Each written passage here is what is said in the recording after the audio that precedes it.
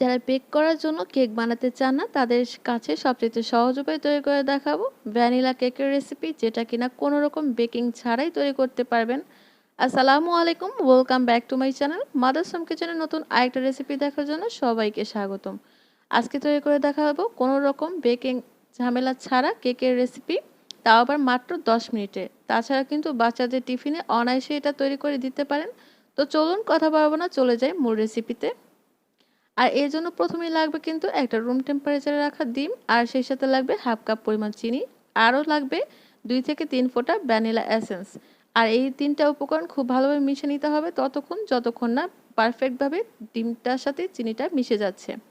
আর এখানে আমরা কিন্তু ভ্যানিলা এসেন্স 2 থেকে 3 ফোঁটা ইউজ করেছি, কেননা আমাদের ভ্যানিলা এসেন্সের ফ্লেভারটা অনেক স্ট্রং এজন্য। আর আপনাদের চাইলে কিন্তু হাফ চামচের মতন অ্যাড করতে পারেন।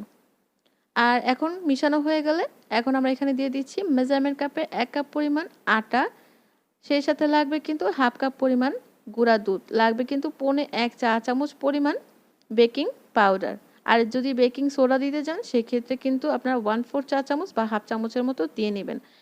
আর এগুলো কিন্তু সুন্দরভাবে মিশিয়ে নিতে হবে একটা স্প্যাচুলার সাথে। আর খুব ভালোভাবে মিশানোর জন্য কিন্তু আমরা স্প্যাচুলা বাদ দিয়ে আমরা হাত দিয়ে এটাকে খুব ভালোভাবে মিক্স করে নেব। যদি মনে হয় ব্যাটারটা অনেক বেশি ড্রাই সেক্ষেত্রে কিন্তু 2 টেবিল চামচের মতন তেল ইউজ করতে পারেন। আর দেখুন এরকম স্টিকি হবে। এখন এটাকে এক সাইডে রেখে আমরা কিন্তু তেলটাকে গরম করতে চুলায় দিয়েছি।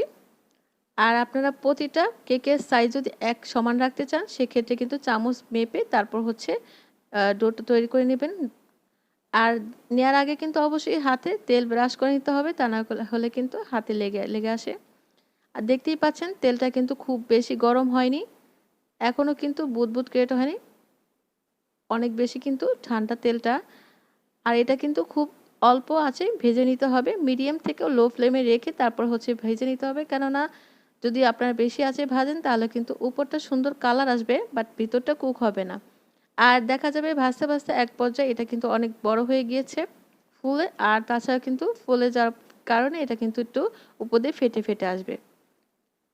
তো এক পাশ হয়ে গেলে বাকি পাশ এভাবে উল্টে পাল্টে সুন্দর পর্যাপ্ত কালার না আসা পর্যন্ত ভেজে নিতে হবে। তো বন্ধুরা দেখতেই পাচ্ছেন মাশাআল্লাহ করে কালারটা কিন্তু সুন্দর আসছে।